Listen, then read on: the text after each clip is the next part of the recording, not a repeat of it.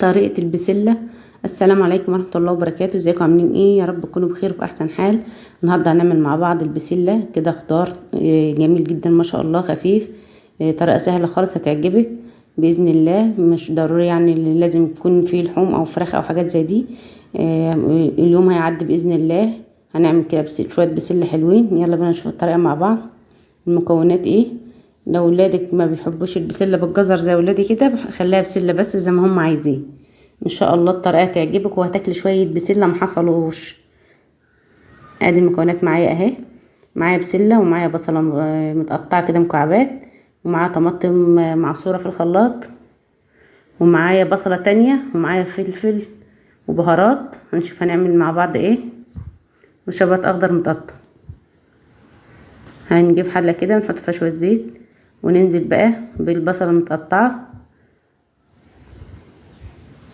ازيكم يا حبايبي، عاملين ايه؟ يا رب تكونوا بخير وفي احسن حال. ما تنسوش تحطوا لايك والاشتراك في القناه وتفعلوا الجرس عشان يوصلكوا كل فيديو جديد احنا بنعمله. وهالة هي اللي بتتكلم اهي، هي برضه هي اللي بتقلب. هي مقلبه كل البسله من اولها لاخرها. حطوا لايك بقى عشان خاطر هالة اهي شغاله معايا في كل حاجه.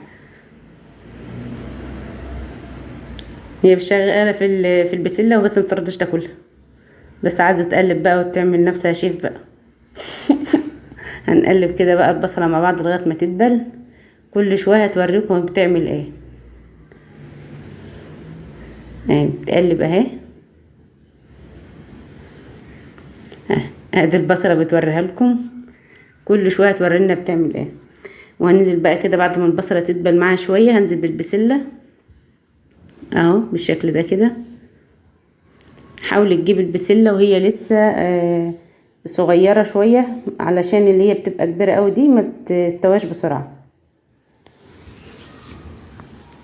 هنجيب بقى البصله المتقطعه التانية كده وبقيه البصله، ومعاها البهارات الحلوه بتاعتنا، وقطعه توم كده من اللي احنا مفرزينها، وشويه شبت كده متقطعين اهو من غير ملح.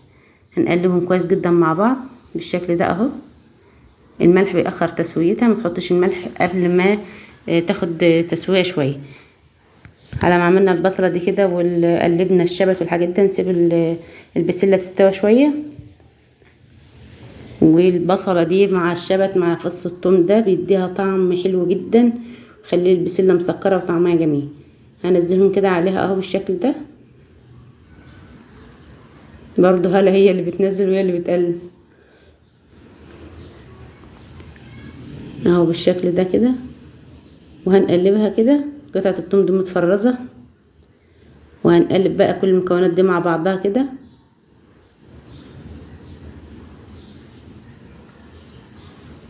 اهو. وهسيبها بقى تستوي شويه، اغطي عليها واسيبها تستوي شويه. ولو وصلت معايا لغايه هنا، ما تنسيش تدعمني باللايك وتشترك في القناه وتفعل الجرس على كلمه الكل عشان يوصل كل فيديو جديد انا بعمله. ودي هاله بتورينا شكل البسله اهي برضو. قلبي يا لولو قلبي، شاطر.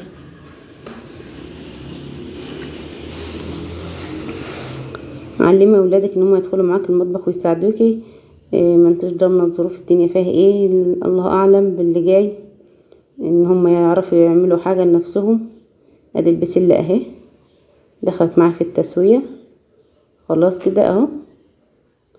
هجيب بقى الطماطم المعصوره اهي فريش، واحطها على البسله. هسيبها بقى اغطي عليها واسيبها لما تكمل تسويتها وتتسبك خالص معاها، وهوريها لكم هنحط ايه وهنضيف ايه عشان تخلي لي ايه. هنحط نص معلقه سكر اهو مع الطماطم عشان تعدل له الحموضه بتاعه الطماطم.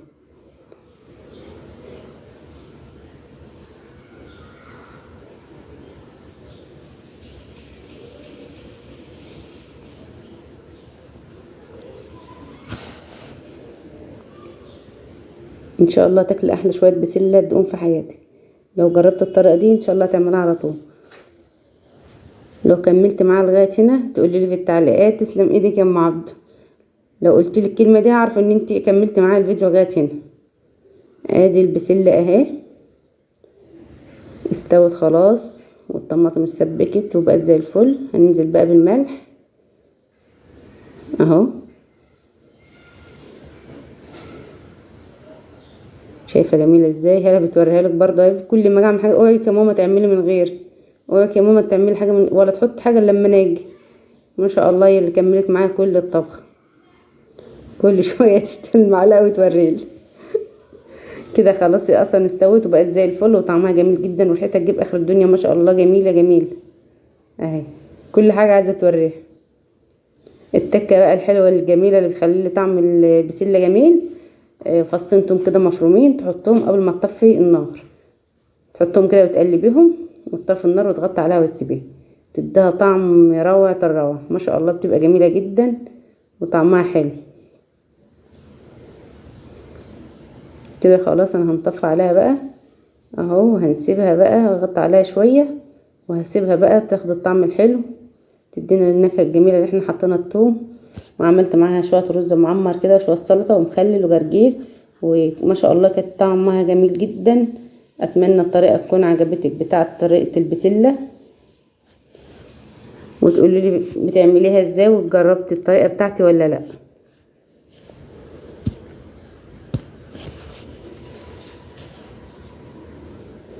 اتمنى الفيديو يكون عجبكم ويكون خفيف كده على قلبكم يا رب. بحبكم في الله. قولوا لي ايه رايك في طريقة البسلة، عرفتي تطبخيها؟ طبعا. اتعلمتي ايه النهارده؟ نعرف اطبخ البسلة. حلوة؟ هي كشكل حلوة لكن انا ما دقتهاش. كشكل حلوة لكن انا ما دقتهاش، ما بتاكلش البسلة. يا رب تكون الطريقة عجبتكم وطريقة طبخ هالة وتقليبها، واتمنى تكون ضيفة خفيفة عليكم يا رب. مع السلامة.